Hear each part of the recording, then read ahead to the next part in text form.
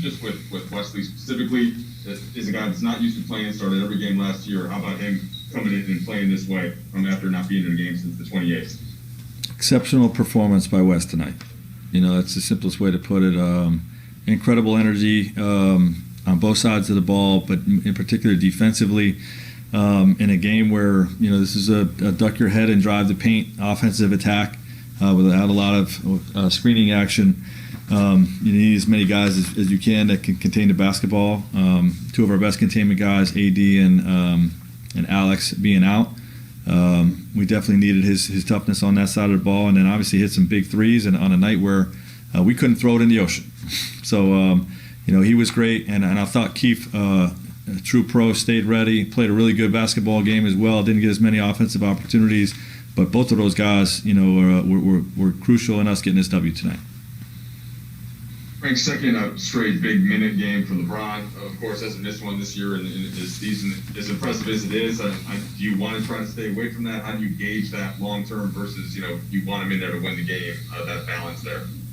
Yeah, we don't want to go to overtime. When we don't have to.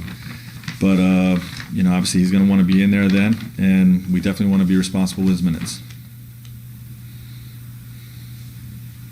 Okay, we're going to go with Dave McMenamin, please. Frank, I want to ask you about the late game sequence in the fourth.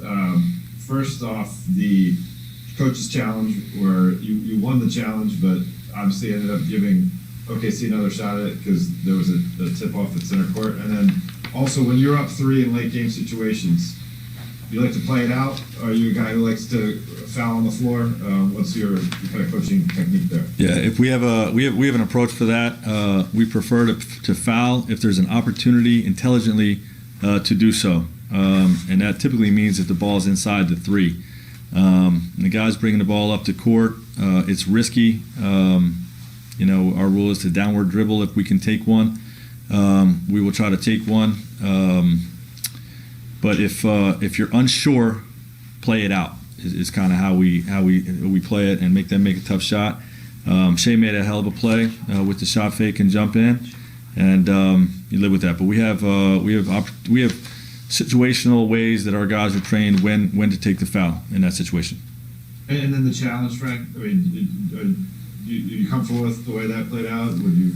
Yeah, we just didn't win the jump ball, but that's why there's a lot of times throughout the game where it's when to use your challenge, when to keep it, and sometimes it goes unused, in a situation where you could have used it 3, 4, 5 minutes in the fourth or even earlier in the game.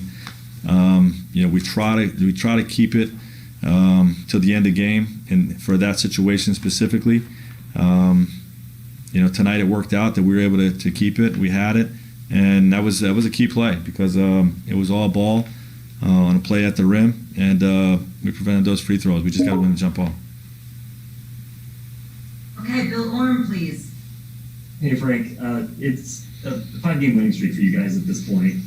But when you kind of consider the nature of some of these wins, a couple of overtime games, the big comeback against Denver, Boston doesn't hit a game winner. Just how would you assess the way you guys have played over this stretch, kind of as on the whole?